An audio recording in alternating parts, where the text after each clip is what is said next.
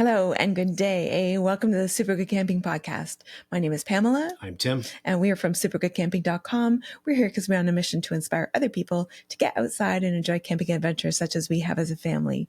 Today's episode, we're continuing our series in our best hikes ever. This particular episode will be about best hikes in Canada. So if someone tells you to go take a hike, you know where to go. First on our list is the West Coast Trail in BC. Our friends Tents and Timber did this particular one. And so if you want to check out their details about that particular hike, it sounds like it was very epic. It's located on the Pacific Rim National Park on Vancouver Island in BC. The trailheads are at Pachina Bay. We're probably not saying that right. And Gordon River. The distance is a 75-kilometer one-way loop. So you need to really plan this one out, make sure that you know what you're doing. And you have to it's a lottery system, I think, in terms of being able to do this. They only allow so many people on the trail at one given time. So you need to get yourself on the list of being able to do it. The difficulty is very difficult. The best time to do it is May to September. You do require a permit, and the trails are closed in the wintertime because there's some very treacherous spots on the trails. So it's the reason why you might want to do it is it's a legendary coastal trek, has stunning ocean views, waterfalls, sandy beaches, old growth forests, and wildlife like sea lions, whales, and bears. The trail includes ladders, cable cars, and river crossings. So it's an epic challenge for experienced hikers. I remember with our conversation with Tents and Timber, they said like the ladders were sometimes slippery. It was damp. And it could be difficult. And also you also have to keep in mind the tides, because that was a whole other aspect of hiking that hadn't been a factor for them before. Go check out their socials. It sounds like, I so wish I was into hiking because I would do something like that. 75 kilometers. Okay, maybe I do. No, you can't. You have to do the whole thing. It's not an option. Number 2 on the list, Berg Lake Trail. It's in British Columbia. Mount Robson Provincial Park. Access is the trailhead is near Mount Robson Visitor Center off Highway 16. Distance is roughly 23 kilometers one way. Difficulty is moderate to difficult, so easier than the West Coast Trail for sure. Best time to go is late June to September. And why? It's one of Canada's most scenic alpine hikes. Features glaciers, waterfalls, turquoise Berg Lake. You've seen pictures of it. Stunning views of Mount Robson, the highest peak in the Canadian Rockies. Sounds pretty cool. Yeah, absolutely. Glaciers. I want to see glaciers. They won't be around for much longer, so go get out and see them while you can. They may be extinct. They may. Third on our list is the Skyline Trail in Alberta. So it's located in Jasper National Park. The trailhead is at Malign Lake. Shuttle or car drop-off is needed. And it's a 44-kilometer trail one way. It's moderate to difficult. And the best time is July to September. The snow lingers into June. Yeah. No, thank you. Why hike it? This trail runs along an alpine ridge for much of its length, offering breathtaking views of the Rocky Mountains. Wildlife sightings might include caribou, bears, and mountain goats. I'm thinking about the snow lingers into June. We're recording this in... May the 4th be with you. May the 4th be with you. Happy Star Wars Day. You'll hear this 2 days after that. No, you'll hear this 1 day after. Day late and $1 short. I think eyesight here, like Algonquin Park, it was very recent. I'm just starting to see people doing paddling things. Lunatics like Evan LaFive, he's out all the time anyhow, doesn't he? He paddles on snow, he doesn't care. But yeah, I'm seeing people just starting to do a little bit of tripping and that sort of jazz. So yay, we don't have snow into June. It sounds like a album. Snow into June. Snow in June. Yeah. It'll come to me. We're on to hike number 4, Plain of Six Glaciers Trail. It's in Alberta, Banff National Park. The trailhead is at Lake Louise parking lot. That'll make life easy. It's about a 14-kilometer round trip. Difficulty is moderate. Excuse me. June to September is your best time to go. And it has stunning mountain and glacier views. Banff National Park, man. Ending at a historic tea house. It offers a quieter alternative to the popular Lake Agnes Trail while still showcasing Lake Louise's famous scenery. That one sounds a bit more doable for us. It does too. 14 kilometers. I can probably pull that off.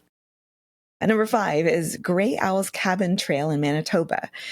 We have way back, one of our early episodes, we talked to Pete Park, who was doing, he was working on a documentary about Grey Owl, which sounds like it would be fascinating. I don't know if it ever manifested, but Grey Owl is an interesting character, somewhat controversial. He posed himself as an Indigenous person, where in fact he was not an Indigenous person.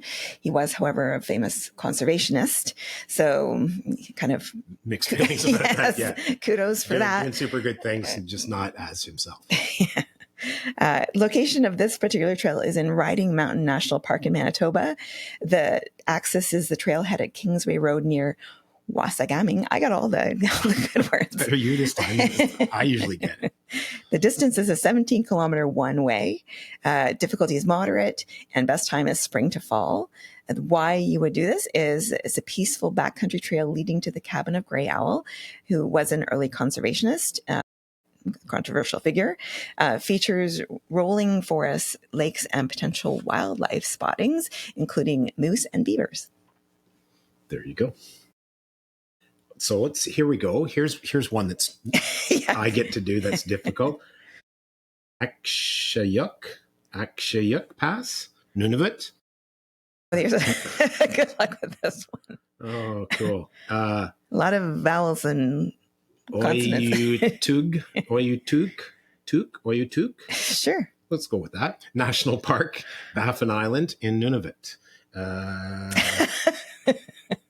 What are you doing to me? You totally planned this.